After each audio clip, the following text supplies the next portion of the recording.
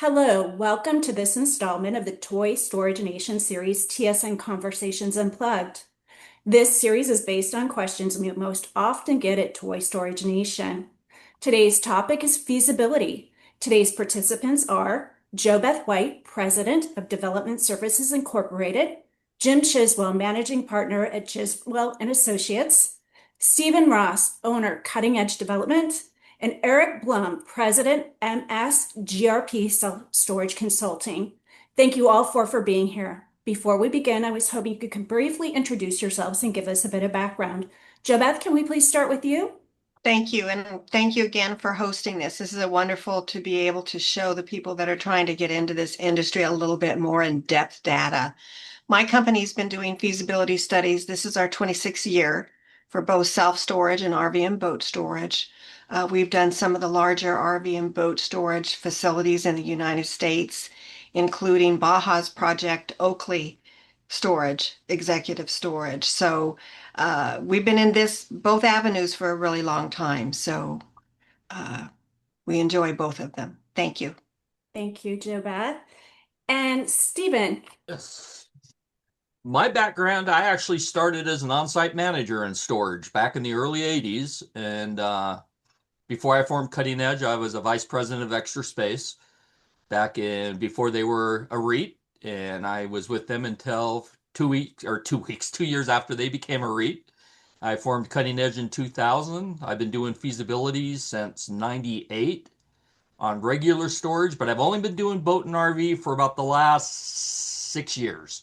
It's fairly new for me, but I've been doing them for about 6 years. US only. Regular storage, I'll do Canada and Mexico and the US, but boat and RV, just the US. That's my background. Thank you, Steve. And Jim. Let's see, 45 years in the self-storage industry. Started my own consulting firm in July of 1990. I've worked in all 50 states, a few foreign countries. Was honored to be a member of the advisory board for Toy Storage Nation. And for those of you who are tuning in and aren't aware, what I have as my background is Toy Storage Nation has produced for 2026 just an excellent overall guidebook. And I'd encourage you to pick up a copy because dollar for dollar, it'll be the best money you spend in understanding this segment of the storage industry.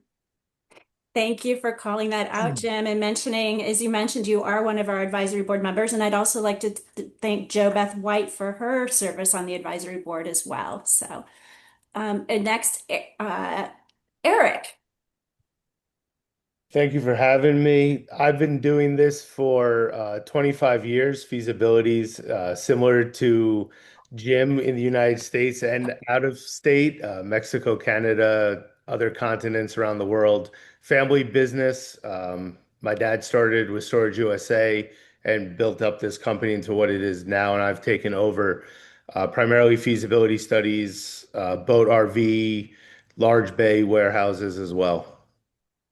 Thank you, Eric. So let's go ahead and first, I want to thank you all for being here. It's a very impressive panel that we have today. I do have some questions to guide us through our conversation today, but please feel free to jump in, ask each other questions. It's a very conversational type of podcast here. So the first question, and this is for folks that this is all pretty brand new to them, and I do get this question, is what is a feasibility study and why is it so important? And I know that's a very open question. Jim, do you want to start off? Real briefly, I mean, for me, I think the importance is that the person that you hire as a consultant doesn't have a dog in the fight. You want an honest and candid assessment. You honestly, and over the years, we've all faced this where, oh, gee, well, I had my realtor do a feasibility study. Yeah, the person that you're going to earn a commission from, or the person that's building, oh, no, my metal building dealer is doing that feasibility for me. You really want somebody who understands the complexity of the industry, but also is approaching it objectively. And I know everyone on this panel has done that for years and years and years, and they all enjoy just an outstanding reputation for the work that they do. But it has to be candid because you're going to invest a lot of money. And you better have somebody who's got your best interest by giving you an objective and factual approach to this investment. Thank you, Jim. Did anybody else have something to add just on the general question of, what is a feasibility study? I would say from me, I think the biggest thing that I've noticed, and Jim was right about builders and that, given their feasibility. For me, I think the biggest thing that I've noticed is the mixes. It's like a hotel. You only need so many king size beds, so many twin size beds. If the mix is wrong, it affects everything, especially your money.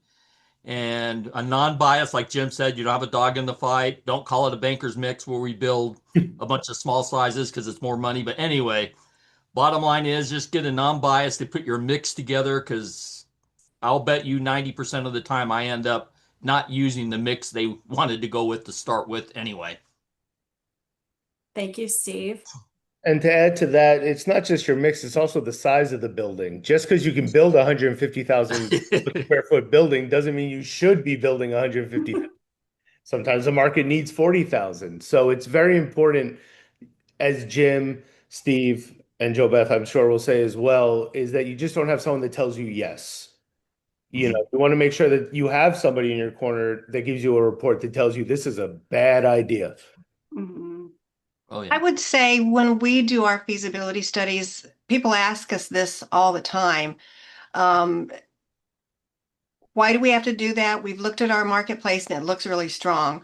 Well, your good feasibility expert's going to go through that marketplace and pick it apart as far as rates, projects that are in planning, zoning issues. And if you can get all of those accomplished within your feasibility study, it gives you a great business plan to work with. And most of the banks are requiring that third party look into a marketplace for a feasibility study. Thank you, Jo Beth. Great point that banks are absolutely requiring, and they want you to be working with someone that specializes and knows boat and RV storage. And that leads Can me I to just, my, oh, can I go ahead, interject Jim. one thing too? Is both, as Joe Beth says, lenders, but it's also investors. And then it may even be family members. You want to make sure that you're presenting something to your investors that is accurate for them as well as for yourself. Because the last thing you want to do is end up, 2 years from now, it just said, hey, it's great that we have all these little bitty 9 by 12 parking spaces, and they're all empty. Yeah. But it looked good on paper. Great point, Jim. My next question is, what do you look at when doing an RV and boat storage facility feasibility study? Location, RV and boat registrations, competition, population demographics, and then added into that, how far of a radius are you looking out from the facility location? Who wants to grab that first? I'll grab it first. When we do our feasibility analysis, of course, we're looking at the demographics, and the demographic matrix for RV and boat storage is your household demographics in lieu of per capita demographics for self-storage. So we want to have a high population base of wealthy households because they're going to have those bigger diesel pushers and all of the toys. And when we look at that demographic, we want to look at household income as well. You look at registrations if you can get them from the agencies. A lot of times you can't get the registrations, but we have data with how many boats are registered in each state as a baseline. So when we look at radius, I remember Bob with Baja and I would argue all the time because he'll say, it's a 50-mile radius. It's like, well, yeah. Okay, they'll come from 50 miles, but we always want your tightest radius to support you. And that way nobody builds between you and that other marketplace. So typically it's about a 5 to an 8 mile marketplace for RV and boat storage to be able to give you the adequate amount of population base to work with. Boats have a particular statistic. There's so many boats for every 100 people in a market. And for RVs, it's typically one storable RV within every 13 households of higher income levels. So that's what we start with when we look at the demographics and that part. Jo Beth. Does anybody have anything else to add on, or do you feel like she covered it?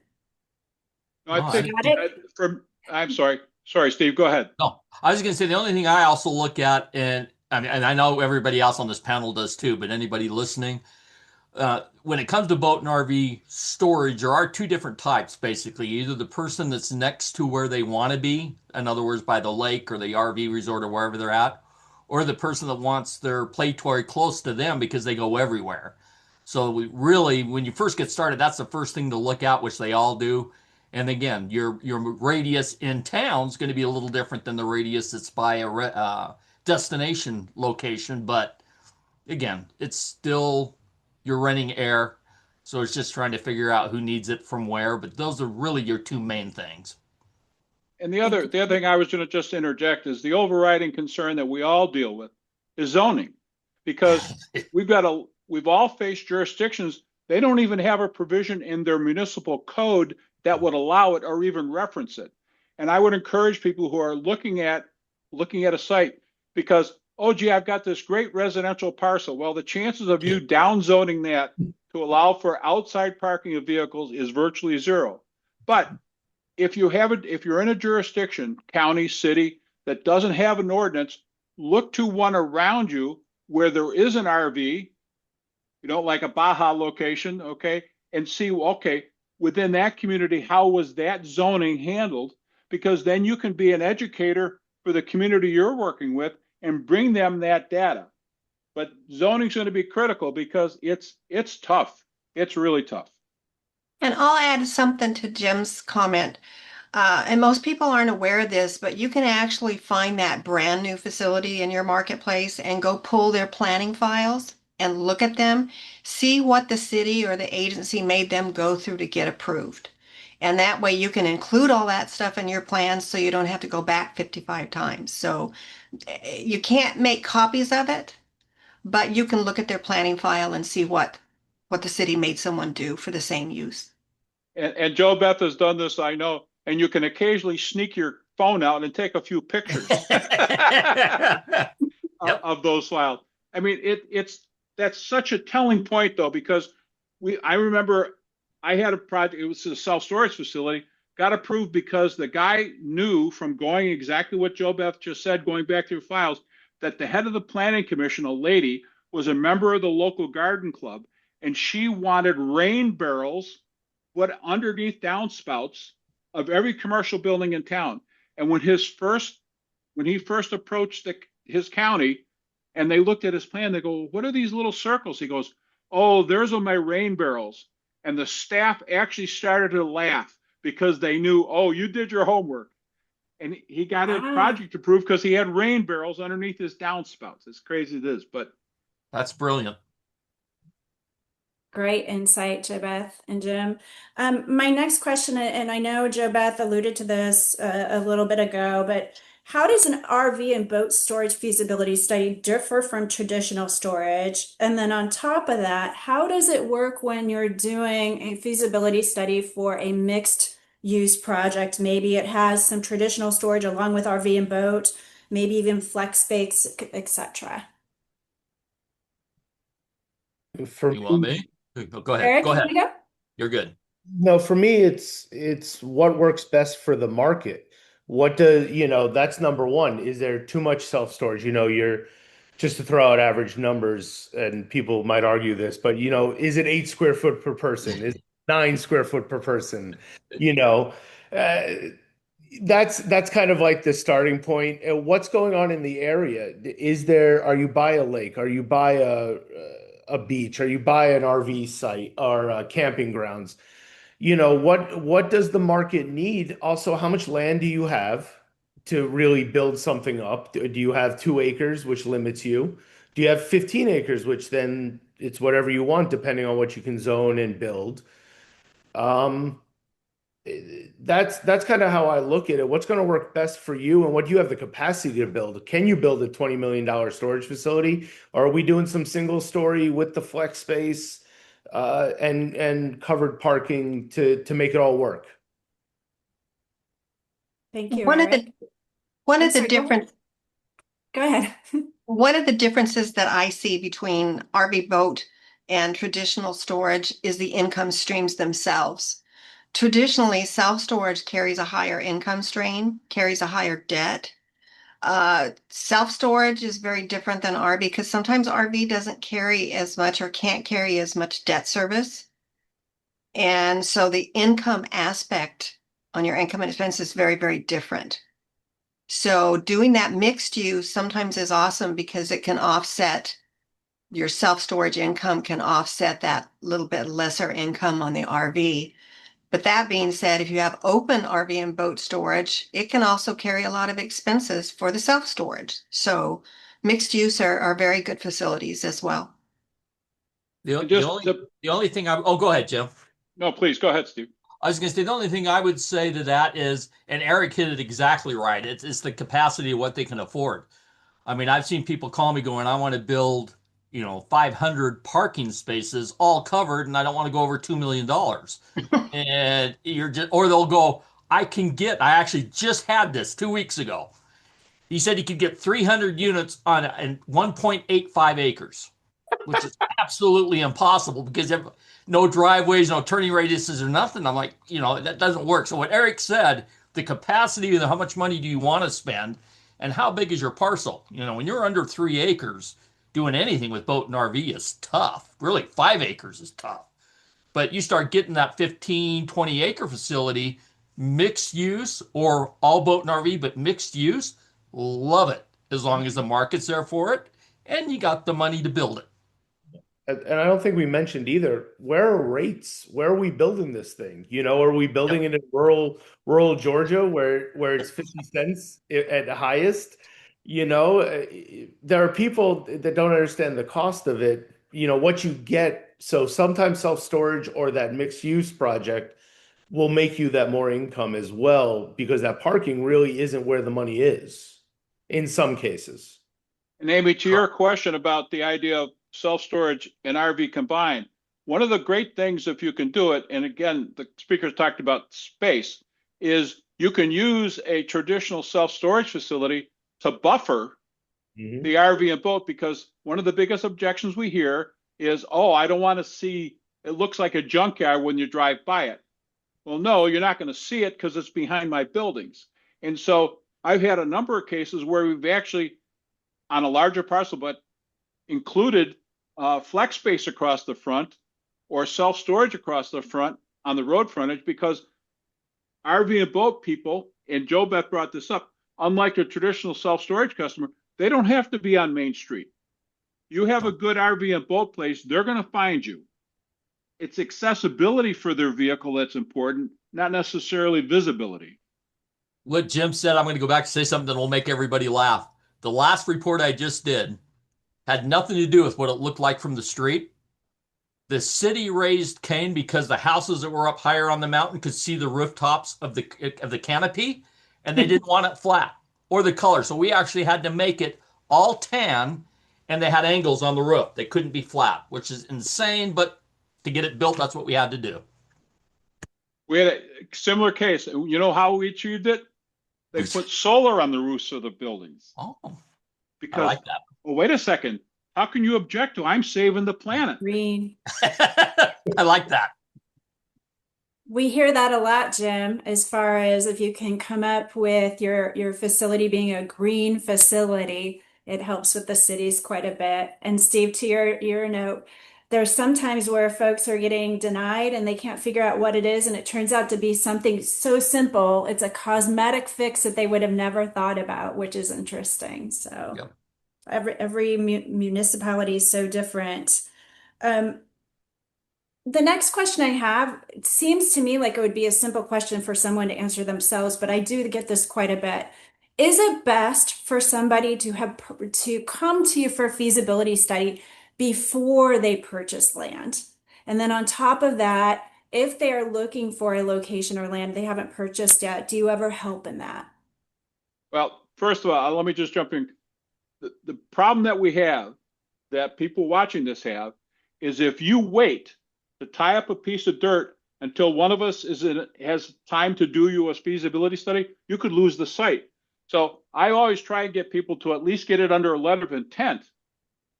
And one other caution is, if you're dealing with a land seller who's not going to give you a reasonable due diligence period.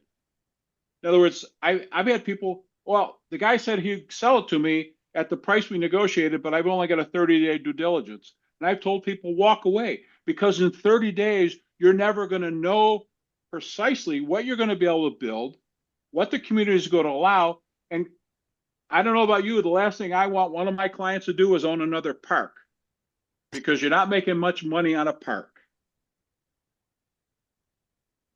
No, Thanks. he's 100% correct. 90 minimum 90-day due diligence period, and that's typically what I see anyway to 120 days. But during that due diligence period is when you want a non-biased third-party feasibility, because if we shoot it down, that gets their earners' money back. So, but anyway, yeah, it's anybody buying land without a due diligence period long enough to really do it, that's just a mistake that's going to come back. And if it hasn't bit them yet, it will in time. It all ties into that due diligence period. So if you have 90 days, you even get the temperature of the city for what you want to build before you buy that. So I agree with Jim and Steve as well, is the longer the better. Also, I've had a few of these lately with the 30-day due diligence. They were trying to hide something, bad soil, can't really, it's not really zoned what it is, that type of thing. So you need time to do your homework before you spend money on us. And And I so would go ahead, I would Beth. agree that it's really important, at least in your due diligence period, to have a feasibility done, especially when it comes to the aspect of your unit mix and your income and expense. Lately, the biggest issue clients have had, unbeknownst to them lately, has been the property tax issues. Cool. So if you can uncover all of those issues during your due diligence and your feasibility study, now you're not going to be locked into a piece of dirt that you can't do anything with. Because whoever buys it from you can't do anything with it either if the taxes are extremely high. So it's very important to not buy the piece of dirt if possible before you have the feasibility study done. And As well. please, ladies and gentlemen who are watching this, and I know I've made enemies over the years, don't trust what the realtor, even your own realtor who's helping you buy it, don't trust when the realtor says, oh, not a problem, you can build here, or especially the seller's broker. Okay. Yeah. You've got to do that due diligence and it takes time. Also, to touch on Joe Beth's point of what your taxes will be. The other thing here, where I am in the Southeast, and I'm sure other places as well, but primarily now here, is what your insurance is going to be. Yeah. That's a big part of it now for a lot of boat, RV, and storage facilities in the area, because you get hit with some high numbers still. Florida's really went up, so yeah, you got to be Oh, I'm careful. glad. Yeah, any of those states down there, hurricane states, it's crazy, and I'm amazed at how many I've looked at that have not even 2 years it's gone up, and they haven't adjusted that figure yet. So yeah, that's Yep. big. Thank you.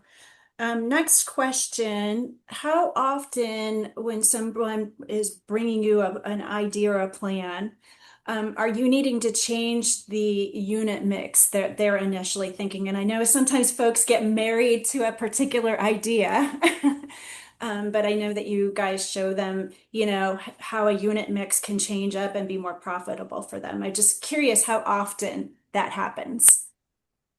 On our studies, I would say at least 50% of the time, I'm coming back with a different mix than what they have in their mind. It's either a cost issue, a rental rate issue, property tax issue, insurance issue, market issue. A lot of the steel guys, bless their hearts, will come up with these plans and give them to these folks, and they're all 45 footers. Well, you need to have a balanced mix. You need to have some 20s, some 25, 30, 35, 40, 45. There's not as many big 45-foot diesel pushers as everybody thinks. So a good mix is going to save them money on the cost of the canopies and or the buildings as well. So I find that I change it a lot, and sometimes it makes them cranky, but it has to be a true mix. Yep. Joe Beth is absolutely right. I would say, and Jay, I actually think she's probably on the light side. If she looked, I'll bet you it's closer to 80% end up, if the mix isn't different, at least what they thought they wanted to build after I've done my market is not. They may have wanted boat and RV, and I'm saying just RVs because you're nowhere close to it or whatever. But I'll bet it's closer to 80% once I start working with somebody that it ends up different than they thought they were going to do. And we've all had the fun, Amy, of dealing with the architect who is the guy's brother-in-law or his fraternity brother, okay, who has never designed an RV or boat storage before, okay? And oh, yeah, no problem. That's easy. If you build it, they'll come. That's not true. Joe Beth's point's right on, okay? Yep. The accuracy of the forecast. Now, that isn't to say you do a full feasibility and the person's going to do it in phases. By phase three might be totally different than what phase one ended up being, where the market's driving that demand. But again, it's important that they get an honest approach because again, those 9x15s look really good on a spreadsheet. Mm, No. thank you. Just a question off the cuff here. Do you ever get folks that bring a plan to you and they're not giving enough drive aisle width? Oh, yeah. Always. Oh yeah. Always, always. Yeah. Yes, I'm going to get a 45-foot pusher and it's a 25-foot drive aisle and they're perpendicular stalls. So yeah, it's like you want to go, what were you thinking? I mean, go rent one this weekend and try to drive it in a 25-foot and get in that Right. stall. So And yeah, I the drive aisles are a real big issue. and I love when you get the feedback to clients where you're saying, no, you want to angle the spots. Yeah, but if I do that, I'm going to lose 3 spots. Yeah, Yeah. but now your drive aisle doesn't have to be 50 feet. So Right, right. No. A lot of I'm people laughing that don't you said at understand. least the guy had 25-foot aisles. Like I say, it could be worse. My guy that did on that 1.8 acres didn't have any driveways, just total square footage. I can get this many units. So, hey, could be worse. But yeah, 25-foot driveways don't work for boat and RV. They now really don't work for storage. the only caveat is if you're building, if the person like I had a client who had a 200,000 square foot industrial building, did half of it in RV and boat and half of it in self storage. Oh. But because he did not allow the customer to pull their boat or RV into the building, it was all done with his employees. Okay, he didn't need a drive aisle inside the building, Right. which he picked up 35% additional density. So it's That's so big. specific to what you're building. Each particular plan. And I did want to make a clarity for folks that may be watching this that if this is completely new to them. When I mention unit mix, it's not just the size of the space, but we're talking canopy versus enclosed versus open. And those are all the things these folks look at when they're looking at the unit mix. Joe Beth was phenomenal in teaching me this one, and we came up a little bit ago on it, and it was mentioned. But why is a no recommendation on a project that is being brought to you a good thing? Why is that helpful to someone? Well, I struggle with no's. A no recommendation is going to save them millions of dollars. There's always a better area, better parcel, better mix, better price of the dirt. So a no is not always what they want to hear, but there's always something better around the corner. So you don't want to lock them into something where you already know they're going to lose their shirt on it. So they're hard for me to do. I beat them to death to try to come up with a yes when it's a no, but sometimes they are no. Yeah. And you have to know you have to know how much money the client has. Right. And one thing Joe Beth, you really taught me is it's really not a no, it's that there's something else that they could be doing, whether it's changing the plan, unit mix wise, or looking for another location. And no doesn't necessarily mean a no, it's actually saving them that there's another project that they could be working on. Give them the And biggest Amy, and best use for their property is exactly right. What I have noticed what people will do, and I've seen these desktop studies that a lot of people do. I personally don't like getting into them, but that is a good way to start just a desktop with demand. Oh, kind of that 1,000-foot view. Does it look like it will work before you start sinking money into it? And I do that for people all the time without a charge to do that. What I have noticed, and I had one in Florida, is he had told me it was 8 acres, all buildable. And when I looked, there was 2 acres of wetlands, almost dead center.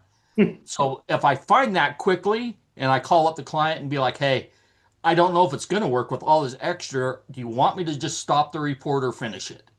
And if they're willing to stop it, I usually charge them $500 for what I've done and refund the balance. But it's one of those things that it's like Joe Beth said, to give them a no just sucks. You don't want to be like, hey, thanks for the money, but don't build. So if you can figure it out a little earlier in the process and kind of give them the option. Now I have had clients go, we still want to see the report, or banks really. If it's already into the bank, they're like, we don't care, we want to see the whole report. Knock yourself out. But it is kind of nice to catch it early for them. Steve. And we've all had clients over the years where you know in your heart they're going to build it no matter what the heck we tell them. Okay. And I developed a line for those kind of people and said, listen, I got a list of a half a dozen people I'll send you. If your check clears, you'll get a good report. But if you want an honest assessment from certainly the 4 people on this call, okay, we're going to tell you the truth. Because we all approach it, we all have, because I know everybody's background here, just like my own. We all approach it with the mindset of, would I put my own money in this deal? Mm-hmm. I have clients, I tell them my goal, I unfortunately will crush your dream, but save you millions of dollars. I like that.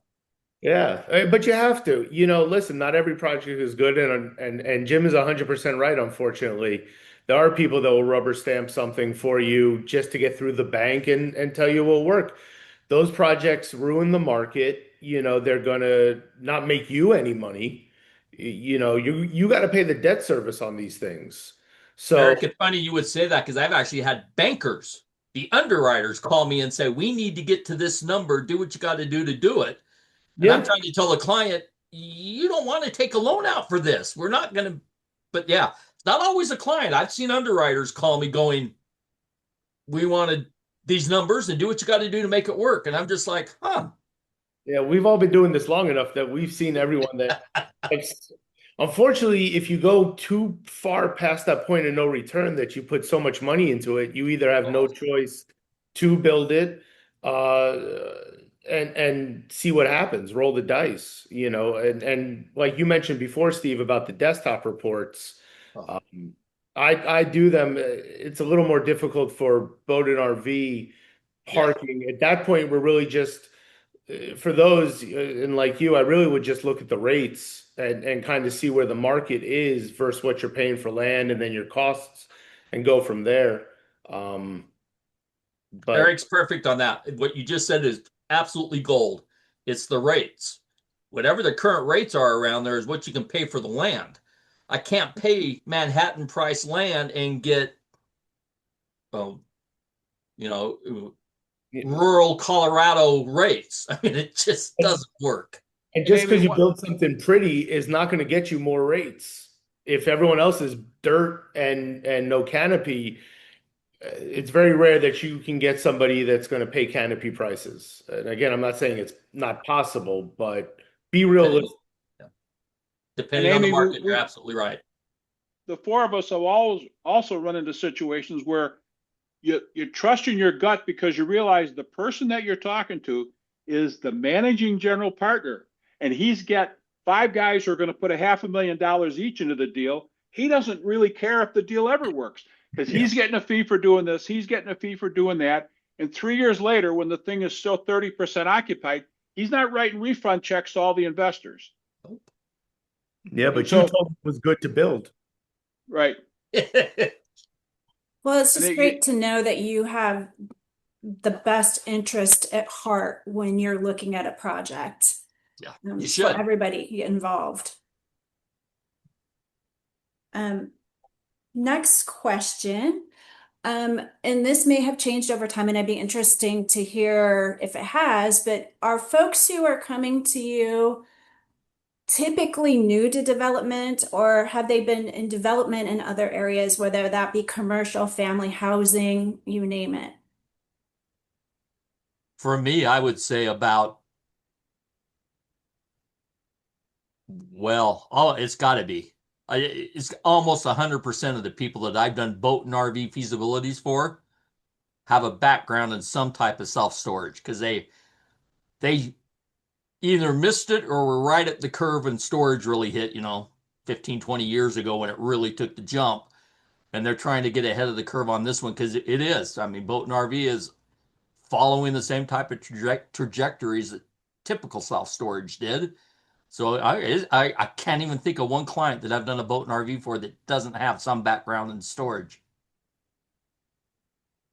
I'm seeing a mixture. Again, like Steve, I'm seeing the guys that have done storage similar, but a lot of my clients are landowners that, family land for years that want to do something with it, but they don't think they need to put the money into self-storage. So, they think it's less expensive to go boat and RV in some cases. So, it's really more of the first timer on my end for boat and RV. For my side, it's probably about half self-storage people and half people that come from different industries. But then you have the people that I've been trying to find somewhere to store my RV for 3 years and I can't. So, gosh, I'm just going to build one. And it's like, Yep. okay. So it's kind of all over the map still. The other thing that's important too, and people listening in to the four of us old friends talking to each other, is boat and RV storage isn't a real estate investment. It's a service business. It's just like saying, I own a hotel, I'm in the real estate business. No, you're not. You're in the service business.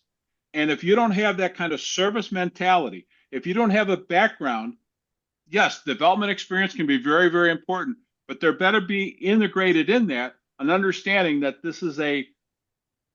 we're servicing people. We're not just building something and they'll come. Great point, Jim. I know we touched on this also. You guys have gotten up to a lot of this before I can even get to the questions, but regarding costs that folks might not be factoring in, we hit the property taxes, talked a little bit about insurance. Are there any other costs that you typically will see that clients aren't thinking about? Or are those the two biggies? Holding costs, your shortfall until you break even. Usually, and I think everybody here does include that. If it's included in the feasibility, most lenders will not make you take a mini perm or a bridge loan. It's just part of the construction loan to get to maturity. So as long as you've got that holding cost in there, and then the other thing that not everybody takes that they can, and you can't go back and unring the bell, but if they want to take a development fee or an acquisition fee or something for their work, it's got to be up front in that first feasibility to go back to the lender and ask them down the road, hey, I want to add a $300,000 development fee or an SBA loan. You can't even call it that. But either way, you can't. You've already done the report. So it's important to get that from the client up front. Are they planning on some type of fee to them? And make sure that's added into the land cost. And in many cases, to Steve's point, okay, you can still include it, but in the loan documents, the principal can say, I'm going to defer that to a certain period in the future.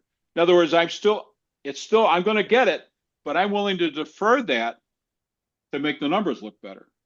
Yep. Thank you.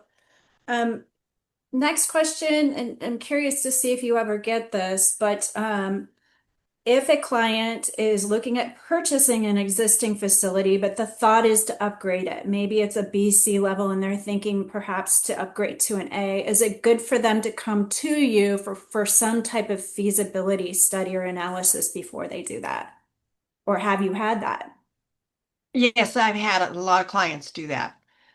They'll buy a self-storage facility that has extra land typically. And then they want to know, well, can we go from just the open storage that it is now? We want to put some canopies or some enclosed. And yeah, it's a critical to find that out when you're buying a facility as well. I agree. I don't get as many of that. It sounds like you get more than me. I probably only get 2 to 3 a year. That's an existing purchase that's going to be some type of upgrade to it that I'll do the feasibility on. But yeah, you need to do a full feasibility and including the existing property as part of it because that's what they're buying.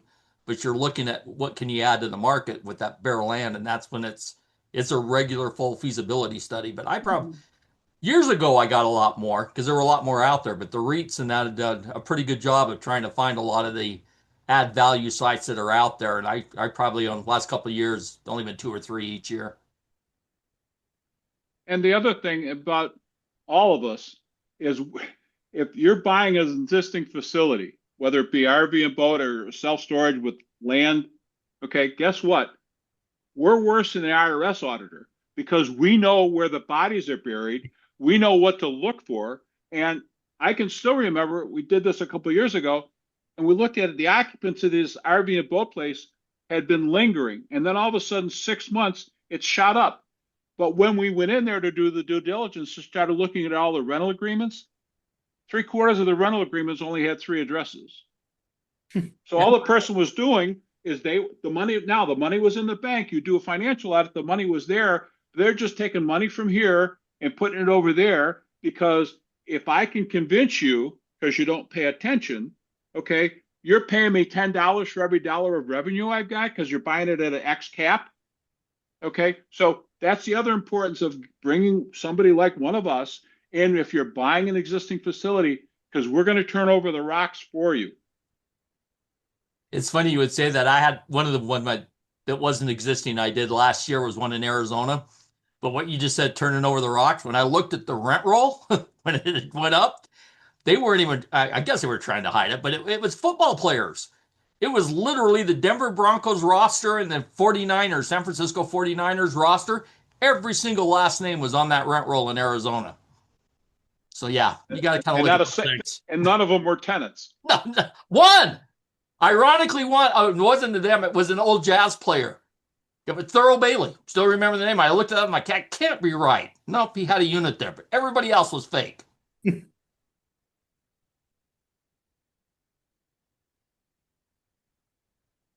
Thank you.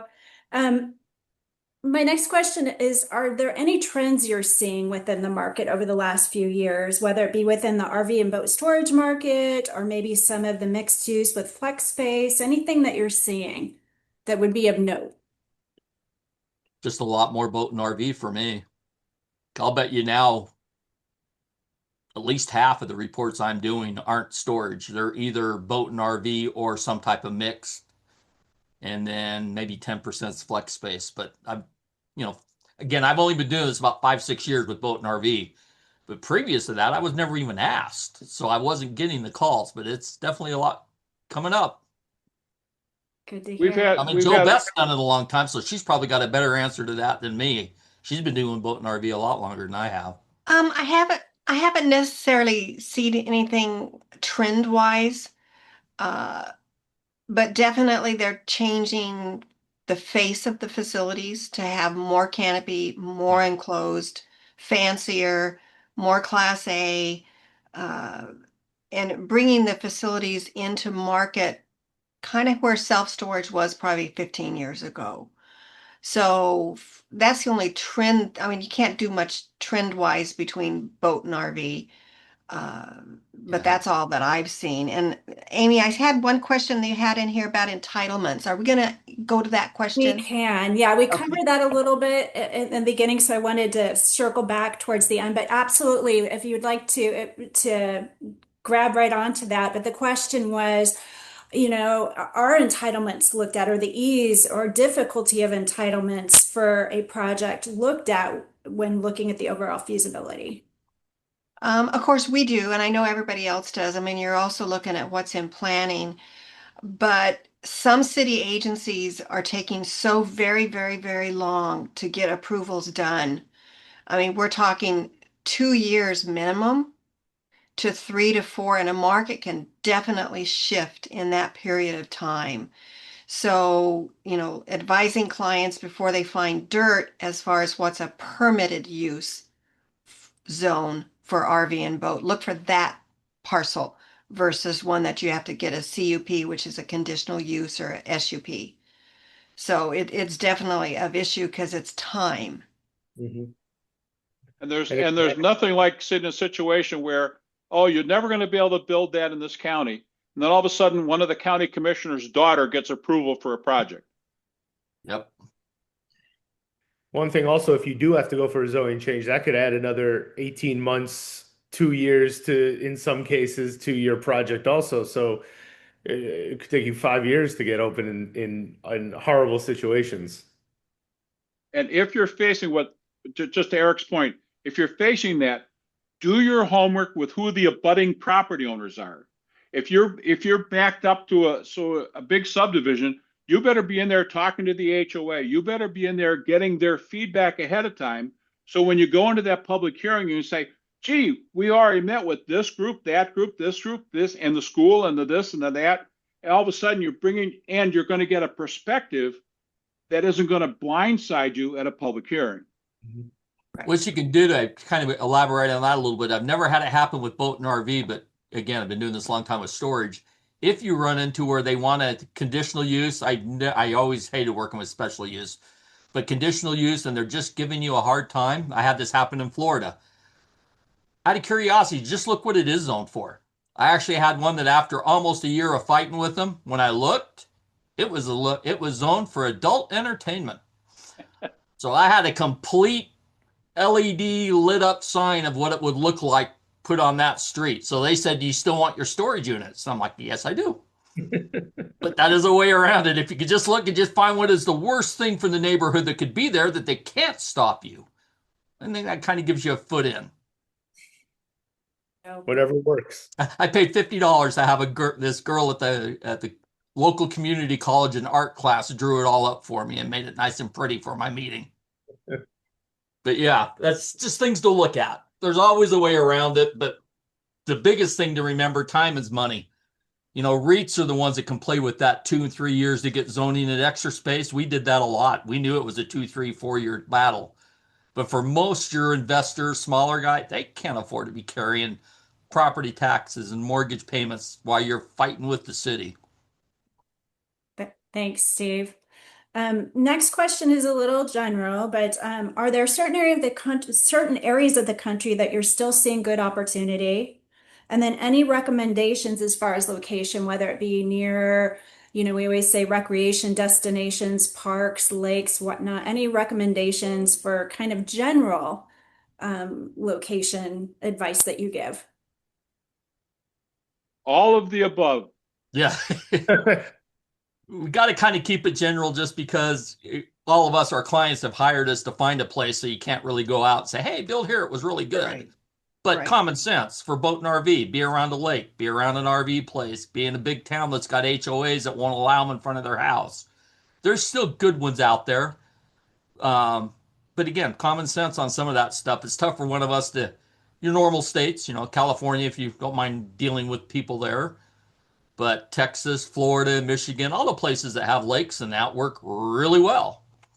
Yeah. And I would agree with Steve. We have to be careful when we say, gosh, this is a great area or that's a great area, because we only need 55 more guys flocking to that area. Yep. But however, I hope that everybody that's watching this can first understand how important it is to understand the rates in your marketplace. That is going to determine what you're going to build, how successful you're going to be. I've had some areas that I've done feasibility and they're fully enclosed, really nice facilities are 50 cents a foot. Well, I can't afford to put canopy in if the enclosed market is 50 cents a foot. Oh. So please, please, please watch your rates before you go into these marketplaces. And sometimes, okay, like Lake Conroe, Texas. Everybody tells me, oh, this is a great area built by Lake Conroe, Texas. Everybody and their brother has built there. And the old guys own everything and they're just falling down, but their rates are so low, nobody can afford to build there because of who you're competing with. So rates are something everybody, and I'm continually shocked that clients don't look at rates and they don't look at property tax. Property tax, that's the big one. It's I'm amazed at how many don't have a clue on that. yeah, Or and that it's just changed. critical. That's Right. the catch. They're Right. they're budgeting for it, but they're 5 years behind on what property taxes were when you look at their budget. You're like, man, you either haven't developed anything in a while or you're just out of the loop because it has that, to me, that's been the biggest change in reports the last 3 years ish. That's been the biggest thing for me. The insurance, I knew. I lived in Florida for a while, so I got used to that. But for me, property taxes 3 years ago when they started going up, I was shocked at how many people were not even in the ballpark. I mean, way off on what they were budgeting. And increasingly, we're running into jurisdictions where they're not taxing you based on what you built. They're taxing you on the revenue of the business. Yep. And boy, that hurts. Yes, it does. Because if you lie to them, you're going to jail. Well, yeah, and they'll check your bank accounts and that. I mean, they do. So no, again, property taxes were beating the horse to death. I get it, but I think that is from an outsider's view looking in. I think that is the one thing that most people are really missing the boat on. Mm-hmm. One other comment I wanted, may not fit in the questions, but I wanted to get this point into people, okay? Oh, no, Jim, I don't have any payroll because I'm going to do it all with technology. I'm not going to have anybody involved. It's totally hands off. You don't know what you're talking about. Now, technology has been great. And what all of us have seen in our careers over the industry, it's light years. Steve and I can remember Steve and I can remember doing a one write system. Yep, the McBee one write system. Yes. Where the receipt was underneath and you'd give the person the receipt and the ledger book was underneath it. Okay? Dated, it wasn't bad. It was the month ends you had to do by hand. Oh my God, the rent rolls by hand. Oh. But don't take a look at all the available technologies because they're wonderful. But don't fall in the trap of thinking that no one's going to be involved. Or that you live 2 hours away. I'll send my wife. Yeah, that will work once, maybe twice. Yeah. So I wanted to get that in there somewhere. Oh, you're right. Thanks, Jim. And you actually led right into my last question for today. And we covered a lot, but do you have any additional, recommendations, pieces of advice for people that are looking to get into RV and boat storage? Something that we haven't covered today. I would say do just your do homework. It. Yeah, do your homework, but just do it. Jim and I have been around long enough. How many people have we ran into in the storage business? Because again, this is following storage sort of, that were like, I should have done this 10 years ago when I first thought of it, and they missed it. With the boat and RV, you are at the front of the curve. Don't wait, do it. So I'd say that would be the biggest thing, is just don't put it off. If you think you can do it, move forward and get working on it. And whether you're watching this when we record it or it's 6 months or a year from now, the very best thing I can recommend, dollar for dollar, because a lot of the people that are here are going to be there to speak to you, is to attend a Toy Storage Nation workshop. Because it's like drinking from a fire hose, but I guarantee you there is no dollar for dollar investment than spending the time to be with folks who are in the industry, people like you who are going to be there, who are considering getting in the business. It can be I had a client who went and the light bulb went on and they go, wait a second, I didn't realize it was that complicated. And they went and built a quick lube instead. Oh. Fine. I would say the one thing I have noticed different, and maybe you guys have seen more of that than me, I think they're getting better, is the height of these.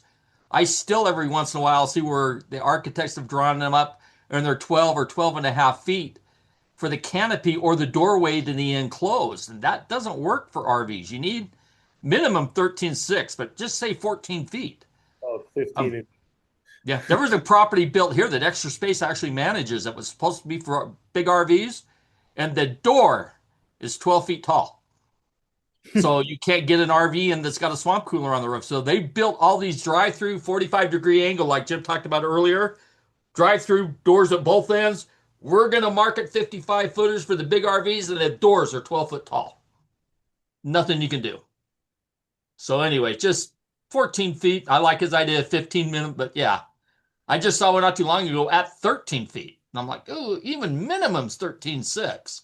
So anyway, something to think about. Holding their mirrors in every time they have to pull in. Yeah, exactly.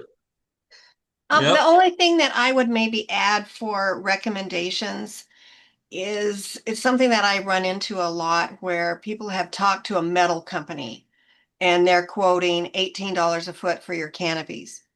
And I get to come back at $50 a foot because I'm talking about all in your fire system, your plumbing, your security, your fencing, your everything. Yeah. And I kind of blow their mind and they go, well, the guy was $13 a foot. So that's where their mind is $13 a foot. And I'm coming back with 50. That's understand the line items that are required to build a project. So when you put it out for bid, that all your general contractors have the same cost breakdown to give you back. So then you know who missed something. It's really critical. The cost is really, really critical. And they don't understand it typically going into these projects because they have talked to just a steel guy. And I'm not saying anything bad against the steel guys. That's what their Their portion of the costs. project is. So it's really important to know all that. Agreed. Great insight. Well, I want to thank everyone today. This was a phenomenal podcast panel and great information for everybody that's watching. Before we go, what I was hoping to do is go around to each of you. Please give your name, your company name again, and your contact information for somebody that may be looking to connect with you. So, Jim, can we start with you? Old guy self-storage consultant. No, Chiswell and Associates, selfstorageconsulting.com. And I'm honored to have been on this panel. Thank you, Jim. And Steve. Stephen Ross, my direct email. Well, just go to the website is easier, selfstoragefeasibilities.net. Or my phone number is 866-970-3343. Thank you. And Joe Beth. Company name is Development Services, Inc. My website is storagefeasibility.com. My phone number is 949-433-3395. And my clients will tell you I answer the phone when it rings, even if it's Sunday morning. So, you know. Good. And Eric. Eric Blum. My website's BMSGRP.com. My phone number is 954-775-4757. It was great to be on this panel with you guys. It was a lot it of was fun. nice you. to This see was everybody. fun. Yes, it was. Thanks, Amy, for putting Thanks, it together. Eric. This was a lot of fun. Absolutely. And I'm going to give everyone my contact information if they're catching this somehow not on our website. My name is Amy Bix. If you're looking for more information, you can go to toystoragenation.com. We are a media education brand. We focus on Class A boat and RV storage, amongst other categories as well. Case studies, articles, videos, you name it. And in addition, Jim had mentioned we do full day master classes where we bring in the experts to cover just about every topic you need. A lot of one-on-one time with these folks to ask your particular questions. Our next one happens to be in Denver, August 14th. You can get me at amy.bix@toystoragenation.com or my cell phone 602-909-3910. I want to thank all of you once again for your time today. It's been a great conversation.